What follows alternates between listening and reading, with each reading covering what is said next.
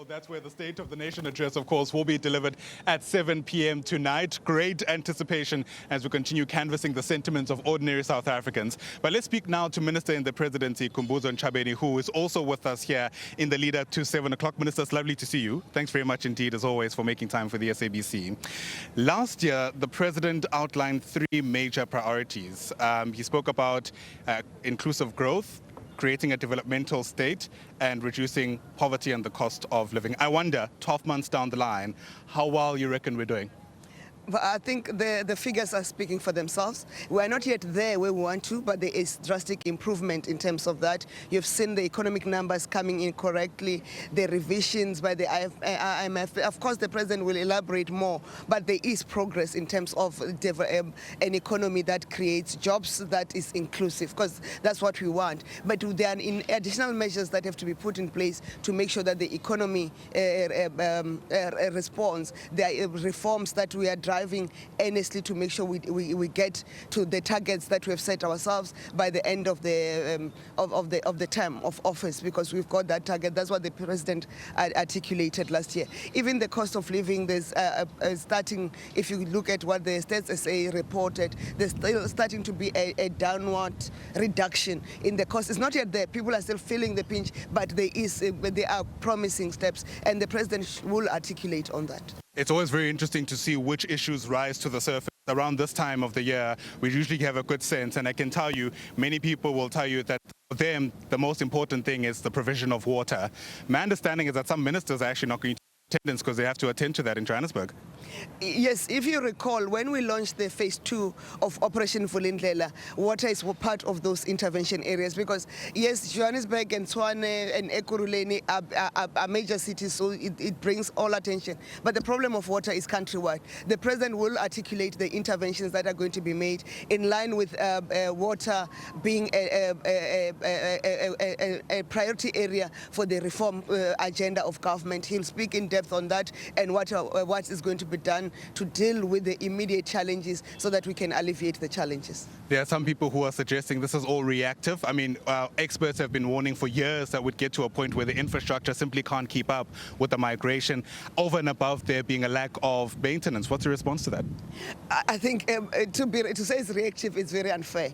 I'm saying to you, last year already, when in fact at the start of the 7th administration, we decided to put water into the reforms of Operation Vulindlela reform. The phase 2 included water because we had that acceptance. It was us in the 6th administration who articulated, who clarified that we've got a problem of water infrastructure, not at a bulk level, but at a reticulation level. We are the ones who announced the water losses, or what we call non-revenue water, that is being lost because of the infrastructure weaknesses at municipal level. If you recall, even then, during the 6th administration, there was an intervention that had to be done for Greater Giyani municipality, and that intervention had started, I think, 3 administrations before, but we pushed to make sure that the people of Muyeshe, the number of villages and wards, they could have access to water, and that problem has alleviated.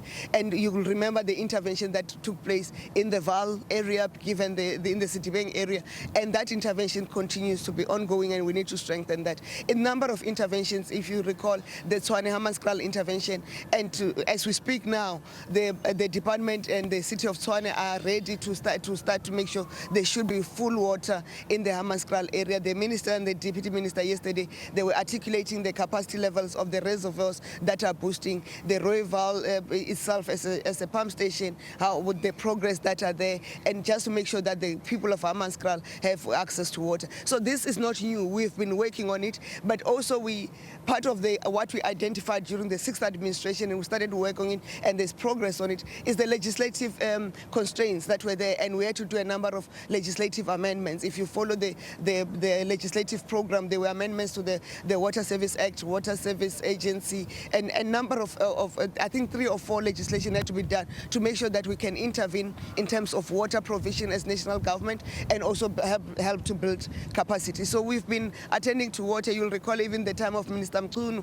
when they had to go to Limpopo in Musina to do a deal and sign an agreement with Zimbabwe in terms of getting access to water. So it's not new. We have been working on it. It takes longer because you needed to do legislative amendments. But in terms of the response, the President will articulate this evening the detailed response, both that will be impactful in the medium term and those that should take an impact in the short term. All right, we'll certainly be listening out to that. You mentioned Minister Mchunu. For a lot of people, his name comes up in a very different context. I wonder what you're able to tell us about what you're anticipating the President to say about what will come out from the Madlanga Commission and the ad hoc committee that's investigating those claims of criminal infiltration because of what is ultimately at stake. I mean, when law enforcement is being questioned, I think you'll also agree, Minister, that it gives a lot of people reason to worry.